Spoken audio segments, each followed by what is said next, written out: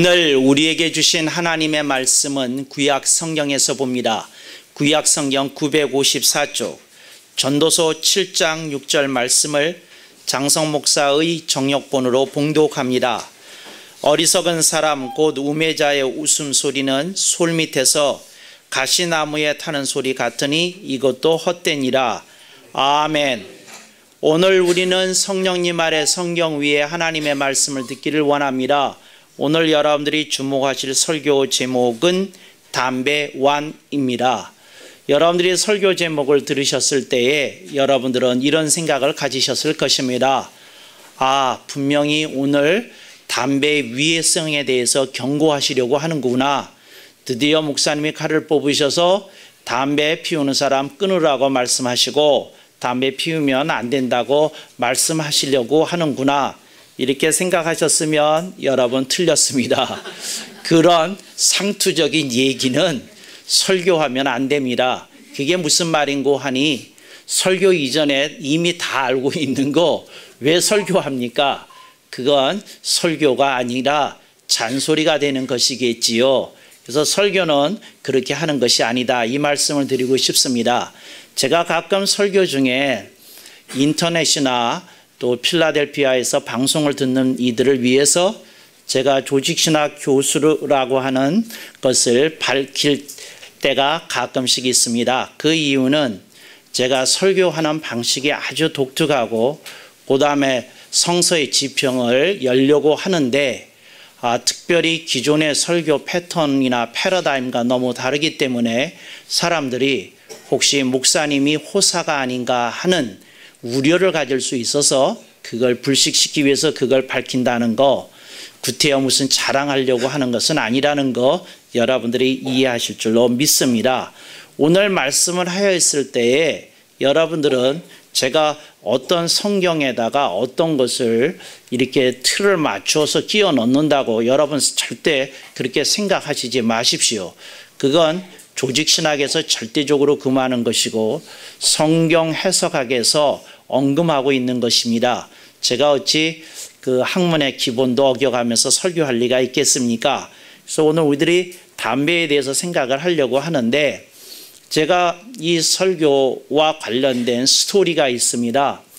제가 처음에 목사 안수를 받고 부목사로 부임을 하였습니다.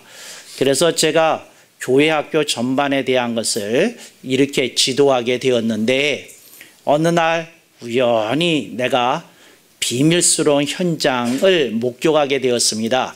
그게 뭔고 하니 그 같은 교회에서 부목사로 같이 섬기는 목사님의 자녀와 개와 친한 몇몇이서 교회 주차장에서 몰래 담배를 피우는 현장을 목격하게 되었습니다. 그래서 제가 이걸 어떻게 해야 되나 이렇게 고심을 하다가 애들에게 하루는 저녁을 사주겠다고 이렇게 불렀습니다. 그래서 저녁을 사주고 그 다음에 커피숍에 들어가서 커피를 마시면서 제가 얘기를 나누었어요. 뭐라고 나눴느냐면 너희들의 비밀을 내가 목격하게 되었다. 그래서 내가 아직 아무한테도 얘기하지 않았다. 근데 나는 너희들하고 대화를 하기 위해서 이렇게 불러낸 거다. 내가 뭘 봤다고 말하기 전에 그냥 너희들이 사실은 이런데요 하고 얘기하면 좋겠다. 그랬더니 제 눈치를 이렇게 채고 그 부목사의 아들 되는 그 고등학교 1학년짜리가 이런 얘기를 합니다. 실은 우리가 담배를 피운 지가 꽤 됐습니다. 이렇게 얘기를 하는 거예요. 그래서 물어봤더니 중학교 2학년 때서부터 폈답니다. 그래서 고등학교 1학년이 됐는데 그 사실은 얘네들은 그 자기가 담배를 피는 걸 보고 끼워달라고 그래서 같이 이렇게 피게 됐다고 이렇게 얘기를 하는 겁니다. 그런데 이놈이 목사들 아닙니까? 대뜸 나한테 한다는 소리가 뭐냐면 그렇지만 성경에 담배 없잖아요. 그러니까 담배를 피울 수도 있고 안 피울 수도 있고 성경에 없는 얘기 아니에요. 그랬어요. 그런데 이놈이 하는 말이 좀 맹랑하더라고요. 그래서 내가 뭐라 그랬느냐 하면 이놈아, 성경에 담배 피지 말라고 나와 이놈아. 내가 말을 딱 하고 뱉고 나왔어요. 그랬더니 얘가 가르쳐 주세요. 그래서 제가 그때가 월요일이었는데 이번 주일에 그러면 그거 가지고 공부하자. 제가 그랬어요. 그리고는 제가 그날 밤서부터 토요일이 될 때까지 담배에 관련된 성경 구절을 찾느라고 아주 죽을 정말 힘을 다해서 고생을 했다는 거 아닙니까? 그때 찾았던 구절이 본문에 있는 말씀입니다. 전도서 7장 6절. 여러분이 아무리 읽어도 담배와 연관이 없는 것 같은데 이게 담배와 연관이 있을 수도 있습니다. 어리석은 사람의 웃음소리라 하는 것은 뭐냐면 어떤 사람이 지가 좋아하는 짓을 하면서 아주 만족스럽게 웃습니다. 그러니까 예를 들자면 담배를 피우는 사람은 담배를 식후에 한 대 딱 물고 한 모금 푹 하고 뿜어내면 그때 비로소 소화가 시작되는 느낌을 갖습니다. 담배를 피는 사람만 아는데 아무도 뭐 아멘을 안 하는 거 보니까 피는 분이 없는 것 같군요. 그래서 그런 느낌을 받습니다. 그래서 그게 뭐냐? 이 사람이 어리석은 사람이라는 거죠. 자기가 즐겨하는 것을 하고 있기 때문에 웃음소리가 나는데 이게 어리석은 사람이라는 겁니다. 왜 그러냐? 그 밑에를 보겠습니다. 솥 밑에서, 그러니까 밥을 하기 위해서 솥을 끓여야 되는데 솥 밑에다가 가시나무를 베운 것을 갖다가, 왜 가시나무인고 하니 가장 흔한 나무가 가시나무입니다. 또 하나, 두 번째, 가시나무의 뜻이 있어요. 여러분, 아무 나무나 산에서 벨 수 없습니다. 그러니까 산에서 가지가 부러진 놈, 이미 떨어진 놈, 또 이미 고사한 나무, 이런 걸 베는 거지. 나무가 잘 자라고 있는데 산에 가서 아무 나무나 자르게 되면 살림이 황폐화되고 그 마을이 피해를 입게 되는 것 정도는 여러분도 아시리라고 생각이 되어집니다. 그래서 가시나무, 아무 쓸데기 없는 것 같은 나무를 베게 되는 겁니다. 그런데 이 가시나무를 갖다가 이렇게 그 손 밑에서 불을 지펴서 이제 하게 되면 어떤 일이 벌어지냐면 가시가 줄기에서 떨어지면서 탁탁 하면서 소리를 냅니다. 탁탁 하면서 소리를 냅니다. 그러니까 그러면서 또 그 나무마다 숨결이라고 할 수 있는 옹이가 있는데 이 옹이가 딱 하고 이렇게 타면서 이렇게 부서지면서 소리가 또 크게 납니다. 그래서 손 밑에서 가시나무에 타는 소리 같으니 하는 말은 무슨 말인고 하니 그 나무의 입장에서 보면, 가시나무의 입장에서 보면 자기가 죽는 겁니다. 지금 자기의 존재가 사라지는 겁니다. 그래서 가시나무에 타는 소리가 사실은 자기가 죽는 거라는 거죠. 위에 보겠습니다. 담배 피는 어리석은 사람의 웃음소리 참 좋다. 이 한 대 맛을 장소 목사는 모르실 것이야. 야, 참 교회 다니는 놈들은 모를 것이야. 담배 안 피우는 사람은 이 맛을 모를 것이야 하고 웃는다는 거죠. 그랬는데 사실은 가시나무에 타는 소리 같다는 건 뭐냐면 자기에게 해코지를 하는 거고 자기를 죽이는 일을 하는 거라는 겁니다. 그러니까 이게 담배가 어찌 아니겠습니까? 여러분, 담배를 10년 이상 피우면 평균적으로 수명이 5년 정도 단축이 된답니다. 그러니까 이게 정말 자신을 죽이는 소리 같지 않습니까? 담배 타는 소리가 이제 그런 맥락이 있다는 거죠. 근데 저는 오늘 먼저 이 자리에 혹시 담배를 피는 분이 앉아 계시면 이 얘기부터 해야 되겠습니다. 담배 피는 것과 천국 가는 것과 아무 연관관계가 없습니다. 구원과 아무 연관관계가 없습니다. 그러니까 담배를 피워도 구원은 받을 수 있습니다. 우리는 예수님의 대속의 은총으로 구원을 받는 거지 담배를 피우냐 안 피우느냐 가지고 그 천국을 가느냐 안 가느냐 하는 것은 아닙니다. 네, 그건 여러분들이 분명히 아실 수 있길 바랍니다. 그런데 오늘 본문 속에서 무엇을 얘기하는지를 볼 수 있기를 바랍니다. 근데 어리석은 사람이 좋아하는 게 있다는 겁니다. 그게 뭐냐? 자기가 자기가 즐겨하는 게 있다는 겁니다. 근데 그 즐겨하는 것이 자기를 망칠 수 있다는 겁니다. 여러분, 많은 남녀들이 불륜을 저지릅니다. 왜 불륜을 저지를까요? 그것이 주는 쾌락이 있기 때문에 불륜을 저지릅니다.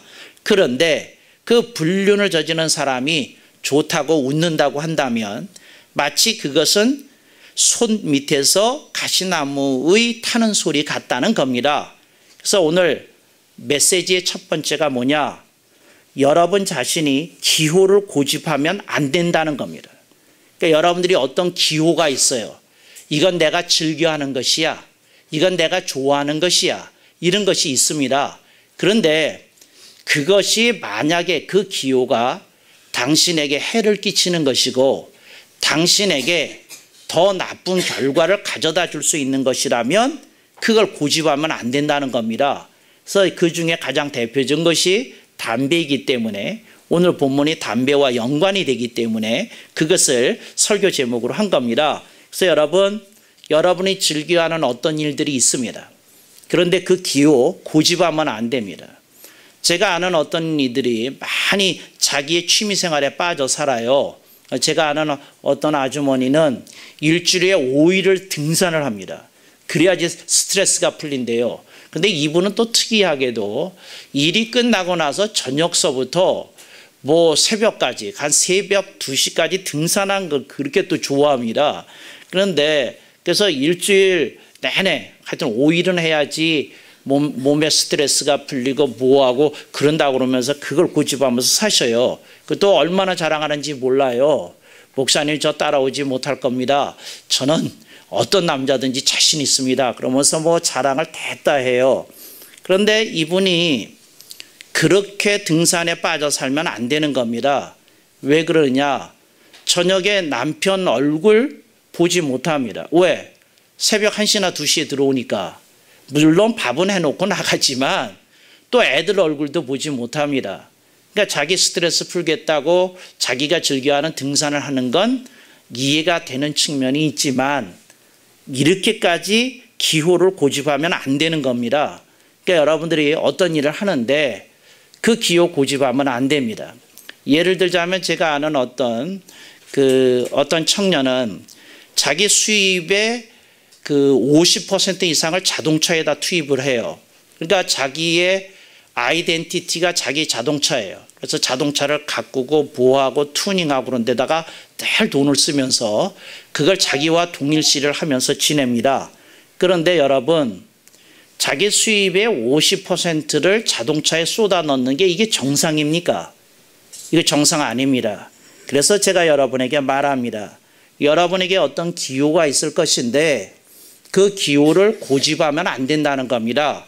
본문 말씀은 그런 사람은 어리석은 사람인데 자기가 즐겨하는 것을 하기 때문에 웃고 있다는 겁니다. 그런데 사실은 자기에게 결과적으로 해가 될 것이기 때문에 그게 뭐와 같느냐? 손 밑에서 가시나무에 타는 소리 같은데 본인은 그걸 웃음소리로 듣고 있더라는 거죠. 요걸 여러분들이 기억하실 수 있기를 바랍니다.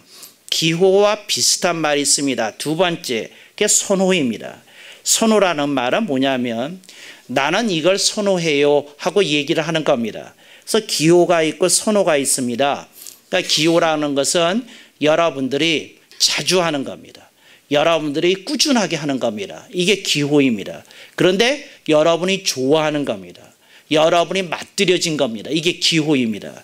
선호라고 하는 것은 뭐냐면 여러분이 패턴이 정해져 있다는 거예요.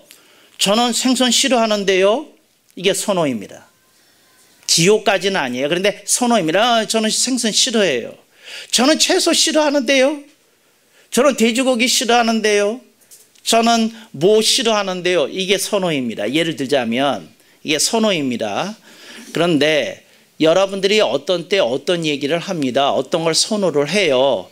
그런데 여러분들이 그 선호하는 것이 여러분 자신에게 이렇게 편중되면 안 됩니다. 그래서 두 번째 메시지가 뭐냐? 선호에 편중되면 안 됩니다. 편중되면 안 되는 겁니다. 제가 아는 어떤 미씨는 그 백화점에서만 그 쇼핑을 해요. 그러니까 전통시장 절대 안 갑니다. 뭐 길거리 시장 절대 안 갑니다. 그래서 뭐가 안 가요. 왜 안 가느냐? 이분이 하는 말이 몇 가지 아주 이론이 있어요. 첫째, 주차가 불편하대.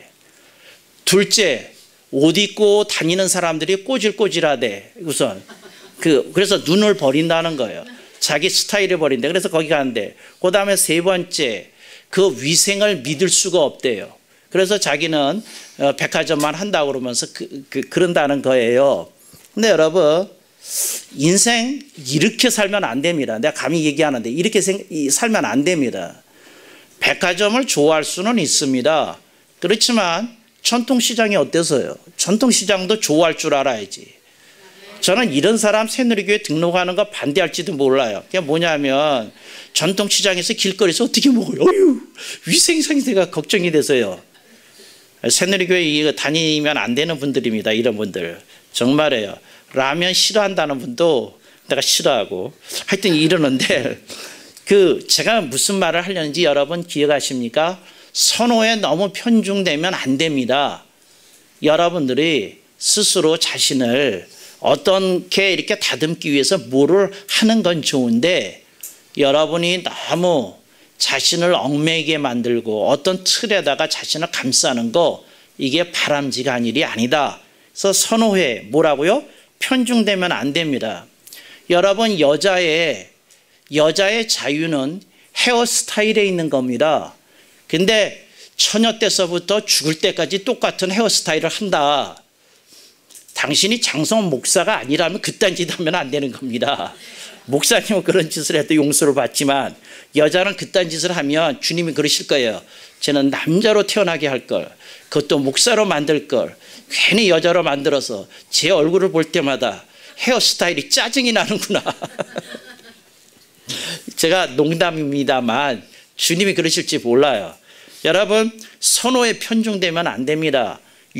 사고의 유연성도 가지시고 생활에 좀 폭넓게 이렇게 생각하실 수 있기를 바랍니다. 무슨 말이냐면 물건을 살 때에 싼 것 중에 의외로 실용성이 있는 것도 있고 고가품 중에 의외로 실용성이 떨어지는 것도 있지 않습니까? 그래서 양면을 보면서 이렇게 여유롭게 사는 것이 좋지. 어떤 주방을 봤더니 전부 다 인류품으로 전부 다 도배를 했다. 별로 그렇게 감동적인 모습은 아니라고 생각이 되어집니다. 그러니까 여러분들이 이런 옷도 있고 저런 옷도 있고 이런 스타일도 하고 저런 스타일도 하고 그런 여러분이 되실 수 있길 바랍니다. 정장할 때도 있고 청바지 입을 때도 있는 것이지 늘 청바지 입으면 되겠습니까? 늘 정장 입으면 되겠습니까? 여러분들이 그렇게 안 하실 수 있기를 주님의 이름으로 축원합니다. 그래서 우리 교회 장의자 보면 쿠션이 있는데 쿠션 그 하나하나가 그 수제품인 거 아십니까? 왜 비싼 돈 들여서 그거 놨느냐 하면 여러분은 다 다르다. 그런데 이 세상이 얼마나 다양하냐. 너무 이렇게 격식에 얽매여서 너무 획일적으로 생각하고 틀을 갖추는 거 그거 조심해야 된다. 그렇게 얘기하는 겁니다. 여러분들이 이 말을 기억하실 수 있길 바랍니다. 제가 아는 어떤 분이 있는데 이분이 뭐냐면 현대맨이에요. 근데 그 사람한테 내가 붙인 그 별명입니다. 이 사람은 자동차를 여태까지 72 되신 분인데 하여튼 자동차를 쭉 현대포니로 시작을 해가지고 현대차만 타신 분입니다. 그래서 자기 자부가 뭐냐면 한 번도 이분 상당히 돈이 있으신 분인데 벤츠를 안 탔다는 거, 도요타를 안 탔다는 거입니다. 그래서 내가 그랬어요. 왜 그따위로 사느냐고 벤츠도 한번 끌어보시지. 내가 그랬어요. 내가 하는 말이. 이게 무슨 말이냐면 너무 그렇게 자기의 선호에 편중된 사람은 다른 사람을 용납하는 힘이 없습니다. 왜? 모든 사람을 바라볼 때 자기의 선호에 의해서 사람을 둘로 나눌 거 아닙니까? 저 사람은 내 스타일에 맞는 사람, 저 사람은 내 스타일에 안 맞는 사람 이렇게 둘로 나눌 거 아닙니까? 그래서 제가 여러분한테 얘기합니다. 선호에 편중되면 안 됩니다. 그러니까 여러분들이 선호가 있지만 편중되면 안 되고 그런 얘기 하시면 안 됩니다. 그러니까 여러분들이 어떤 사람이 독특한 스타일을 갖고 있어요. 거기다가 이딴 소리 하지 마십시오. 나는 저런 안경테를 쓰는 여자들이 제일 싫더라. 아니 왜 제일 싫어? 아니 그게 왜 제일 싫냐고. 그딴 얘기를 왜 하는 거예요? 그냥 내버려 두세요. 그냥 저 사람대로 살게 내버려 두세요. 그렇게까지 말할 게 뭐예요? 그냥 이렇게 얘기하면 어떨까요? 참 특이한 취향이다. 그냥 그러고 마시지. 그걸 뭘 그렇게까지 얘기하면서 획일적으로 나한테 맞는 거 안 맞는 거 이렇게 편가르기 식으로 바라보면서 그러지 말기를 바랍니다. 이런 분들이 엄마가 되면 아이들을 편가릅니다. 쟤는 공부 잘하고 똑똑한 애니까 이쁜 애. 얘는 공부도 못하고 엄마 속 썩이는 애니까 내가 싫어하는 애. 이렇게 편가르기를 하는 엄마도 있다는 거 기억하시기 바랍니다. 그래서 선호에 어떻게 하면 안 된다? 편중되면 안 됩니다. 세 번째, 이게 가장 중요한 건데 인생의 귀한 것은 대가를 치러야 옵니다. 여러분 인생의 귀중한 건 고통이라는 걸 통해서 옵니다. 인생의 귀중한 것이라는 건 아픔을 통해서 옵니다. 그래서 여러분들이 이 고통, 아픔, 쓰라림 이런 것들을 통해서 대가를 치러야 정말 인생에 정말 고귀한 것이 온다는 거 여러분들이 가슴에 새기실 수 있기를 바랍니다. 여러분 이걸 가르쳐주는 한 가지 아주 적나라한 예가 있습니다. 아시나요? 누가 이 얘기를 할까? 인생의 고귀한 것은 대가를 치러야 옵니다. 그랬을 때 여러분 그 손을 들고 이렇게 한마디 하시죠. 가장 적절한 예 한마디 하시면 이제 그분에게 제가 도서상품권 10,000원짜리 한 장 드릴 준비를 하고 있습니다. 뭘까요? 순환. 예? 순환. 예? 저렇게 해산이죠. 해산. 저분은 잉태래. 잉태가 뭐가 어려워. 잉태가 해산이라고 그래야죠. 해산. 예.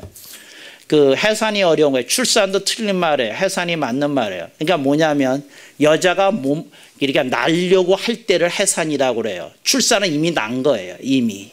그러니까 해산이 어려운 겁니다. 해산이. 그러니까 여러분 보셔요.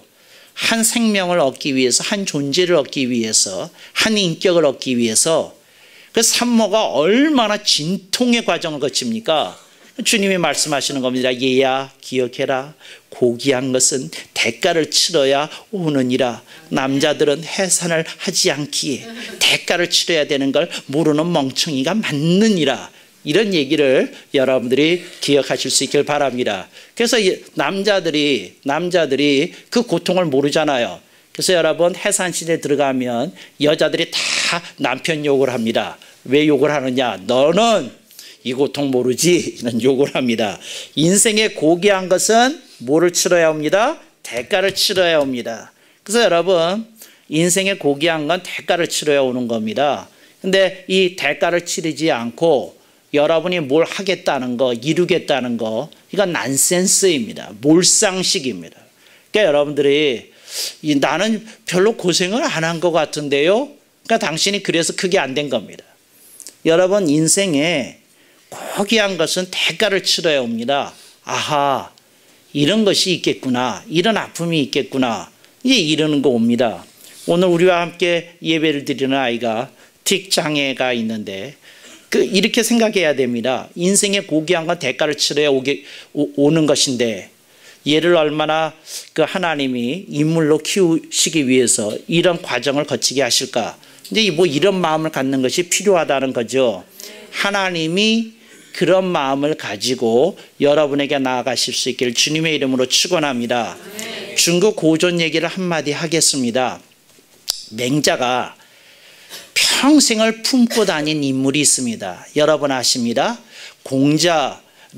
공자님을 가슴에 품고 살았습니다. 그래서 그 맹자 책에 보면 그 공자님을 그리워하면서 소중한 공자님을 통해서 배운 진리를 얘기를 합니다. 그런데 그 대목이 아주 멋있어요. 제가 정확한 인용은 아니고 그냥 제 머릿속에 있는 거 가지고 얘기하면 이런 식으로 얘기를 합니다. 하늘이 인물을 내고자 할 때에는 그에게 온갖 시련을 통과하게 하여서 인물이 나오게 하는 법이니라. 이런 얘기를 한 게 있어요. 그게 뭐냐면 인물이 되게 하려면 그 사람한테 시련을 줘본다는 거죠. 그래서 시련 속에서 이 사람이 어떻게 변하는지 그걸 보겠다는 겁니다. 근데 그 누구 얘기입니까? 공자님 얘기입니다. 공자가 뜻을 피기 위해서 온 천을 다녔지만 뜻을 얻지 못했습니다. 그러나 역사에 남는 인물이 나왔다. 그걸 맹자가 교훈으로 삼긴 겁니다. 근데 왜 그랬을까요? 맹자의 처지가 공자의 버금가게끔 고통스러운 날들이 많았어요. 근데 그걸 보면서 자신을 채찍질했더니 정말 동양 철학계의 양대 거성이라고 할 수 있는 공부자와 맹자라는 그런 성현이 이렇게 출현하게 된 겁니다. 제가 여러분한테 얘기합니다. 오늘 우리들 그리스도인들이 주님을 통해서 배우는 게 있습니다. 그게 뭐냐? 주님이 순환을 거치셨기에 부활이 있었다는 겁니다. 주님이 순환을 거치셨기에 우리에게 생명이 주어질 수 있었다는 겁니다. 그래서 인생의 고귀한 것은 대가를 치러야 온다 하는 두 번째는 인간을 살펴보면 해산에서 우선 적절한 예를 찾을 수 있고 성경에서 우리들이 찾을 수 있는 건 예수님의 순환인 줄로 믿습니다. 오늘 우리들의 삶 속에 여러 가지 일들이 있습니다. 그때 여러분들에게 부딪히는 일을 어떻게 해석하는지 제가 묻고 있는 겁니다. 사람들은 자기에게 아픔이 찾아오면, 쓰라림이 찾아오면, 괴로움이 찾아오면 어떤 걸 가지고 판별하는고 하니 기호와 선호 가지고 판별을 합니다. 그게 무슨 말이야? 이건 내 기호가 아니야. 이건 내가 선호하는 게 아니야. 이거 가지고 판별을 합니다. 근데 그리스도인은 뭘 가지고 판별하느냐? 3번 대가를 가지고 판별을 하는 겁니다. 우리는 기호와 선호가 우리에게도 있지만 우린 거기에 빠지지 않습니다. 우리가 믿는 건 대가를 치르는 사람이 인생에 보람을 거둔다는 겁니다. 그래서 오늘 우리들은 그것을 가슴에 담는 것이지요. 그래서 제가 여러분들한테 얘기합니다. 인생이 진짜 고귀한 건 대가를 치른 후에 얻어지는 보람에 있다는 겁니다. 그래서 여러분의 인생에 조금 비바람이 오고 폭풍우가 찾아왔을 때에 여기에 빠지지 마십시오. 이건 내가 원하는 게 아닌데, 이건 내가 싫어하는 건데, 이건 내가 정말 정말 원하는 게 아닌데, 이렇게만 여러분 반응을 보이지 마십시오. 아하, 하나님께서 나에게 인생의 보람을 주시기 원하여서 이 과정을 거치게 하시려는 것이구나. 이걸 가슴에 새기실 수 있기를 바랍니다. 이스라엘이 출애굽한 후에 가나안 땅에 들어가기 이전에 광야라고 하는 시나이 반도라고 하는 과정이 있었던 걸 여러분들이 기억하실 수 있기를 바랍니다. 이게 신앙인에게 시사하는 바는 그겁니다. 대가를 치러야 될 일들이 우리들의 인생에 있다는 것이지요. 근데 우리들이 대가를 안 치르려고 하니까 그게 참 어려운 겁니다. 제가 여러분들의 인생에 대하여 가장 소중한 그 일깨움을 하나 드릴 수 있기를 원합니다. 대가 이퀄 보람이라는 거. 대가를 치를 때 여러분의 인생에 보람이 있다는 거 기억하시고 그런 귀한 고귀한 인생이 되시기를 주님의 이름으로 축원합니다. 아멘, 아멘, 아멘.